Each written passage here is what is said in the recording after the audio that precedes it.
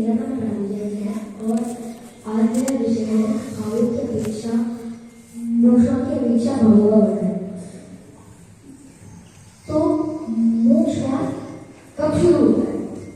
मोक्ष मार्ग शुरू होता है पहले गुरु स्थान में। पहले गुरु स्थान में तो हमें पता चलेगा कि मैं कौन हूँ, मैं स्वयं भगवान कैसे बन सकता हूँ, जीव क्या है। तो जैसे इस धर्म में 14 स्टेप्स होते हैं, जैसे स्कूल में 12 क्लासेस होती है, वैसे ही धर्म में 14 क्लासेस होती है। स्कूल में फर्स्ट से सेकंड में आते हैं एग्जाम देते हैं, वैसे ही लेकिन हम धर्म में फर्स्ट से डायरेक्ट फोर्थ में आ जाते हैं। और फर्स्ट से फोर्थ में आने की एक विधि है जिसे हम कहते हैं भेद विज्ञान, और वो विधि आज मैं आपको बताऊंगा। जैसे मेरा नाम आराध्य है कि मैं किसी को कर्णेंद्रिय तो जहां यह कर्णेंद्रिय है वहां यदि से जीव है, मैं जीव हूं, मैं डांसर हूं।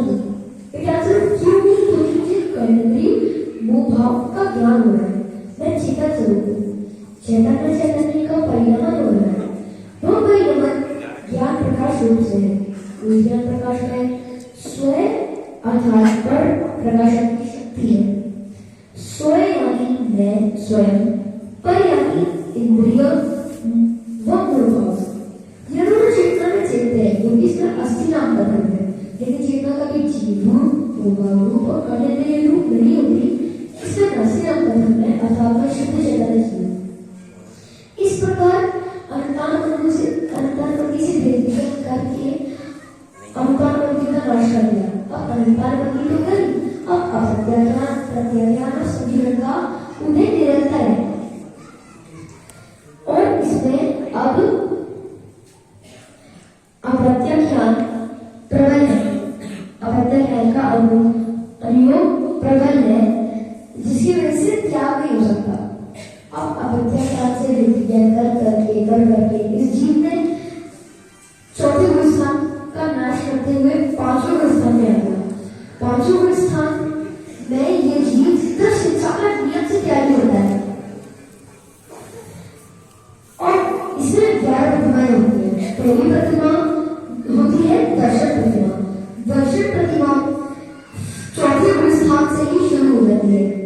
दर्शन प्रतिमा का स्वरूप चौथे गुरु स्थान में होता है कि 6 महीने में एक न एक बार तो आत्मा की अनुभूति होगी, और अगर नहीं हो पाई तो चौथे गुरु स्थान से गिर के जीव पहले गुरु स्थान में आ जाएगा। और पांचवें गुरु स्थान में इसका यह स्वरूप होता है कि 15 दिन में एक बार आत्मा की अनुभूति होती है, और अगर नहीं हो पाई तो जीव गिरकर चौथे गुरु स्थान में आ जाएगा। दूसरी अब इसके भाव में और निर्भरता आती है, तो अब यह आएगा दूसरी प्रतिमा। दूसरी प्रतिमा का नाम है व्रत प्रतिमा। इसमें 3 प्रकार के व्रत होते हैं, इसमें 12 व्रत होते हैं और उनमें भी सब होते हैं। तो जैसे है वो 3 है, 5 अनुव्रत, 3 शिक्षा व्रत और 4 शिक्षा व्रत और 3 गुणव्रत। शिक्षा व्रत यानी जो गुणी बनने की शिक्षा दे, गुणव्रत यानी जो अनुव्रतों का गुणा करे, और अनुव्रत यानी आसान भाषा में समझा जाता है, अनुव्रत यानी महाव्रतों की छोटा है, महाव्रतों का छोटा है। अब के भाव में और अनुव्रत आएगी, तो अब इसकी आएगी तीसरी प्रतिमा। इसका नाम है समय प्रतिमा। समय प्रतिमा में जीव पहले तो समय की दूसरी प्रतिमा में भी करता है, पर किसी कारणवश या फिर समय को छोड़ सकता है। पर अगर ये तीसरी प्रतिमा में आ गया, अब चाहे कुछ भी हो जाए, ये अपनी समय छोड़ नहीं सकता, चाहे किसी भी कीमत पे कुछ भी हो जाए वो अपने छोड़ेगा नहीं समय। अब उसके भाव में और निर्भरता आएगी, और अब आएगा छठा सातवां गुरु स्थान। छठा सातवां गुरु स्थान का जीव से 10 और स्थावर हिंसा का त्यागी होता है।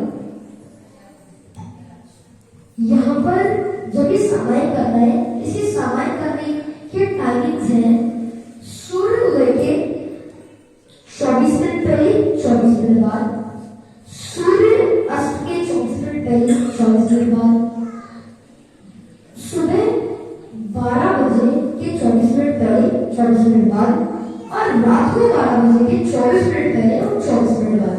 कुल मिला के अगर पिछले और आगे का गिन के देखिए तो वो 48 मिनट तक करता है। तो सूर्यास्त से 48 मिनट और समय 48 मिनट ही करता है वो। और अब जो छठा सांबा गुलिस्तान, जब इसको छठा सांबा गुलिस्तान इसलिए कहते हैं क्योंकि ये छठे गुलिस्तान और सातवें गुलिस्तान के बीच में झूमता है। जैसे जब वो आहार विहार या निहार के लिए जा रहा होता है तब इसका होता है छठा गुलिस्तान, पर जब ये अपनी आत्मा में लीन रहता है तब इसका होता है सातवां गुलिस्तान। और जब उसके भावों में और निर्मलता आएगी तो अब इसका शुरू हो जाएगा। जैसे आपकी श्रेणी चढ़ेगी, जैसे आप यहाँ पे 2 प्रकार के जीव होते हैं, उपशम चरणिक दृष्टि और एक क्षय चरणिक दृष्टि। उपशम चरणिक दृष्टि जब श्रेणी चढ़ते हैं तो वो 11वें स्थान से गिर जाते हैं और अर्थात उन्हें केवल यह नहीं हो पाता। और जब क्षय चरणिक दृष्टि श्रेणी चढ़ते हैं तो वो 12वें स्थान को पार करके 13वें स्थान में रहते हैं और 4 घटिया कर्मों का नाश करते हुए अनंत परिवार बनता है। तो ये थे एक जीव के पहले गुणस्थान से लेके 13वें गुणस्थान तक, यानी मुख सुवार तक के भाव। देखा कहाँ पहले गुणस्थान में वो हमारे जैसा जीव था और कहाँ अब वो 13वें गुणस्थान में जाता है।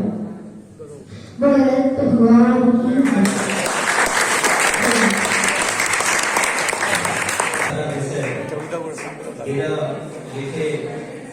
बिना देखे एक साथ बोलना बहुत ही विशेष बात है।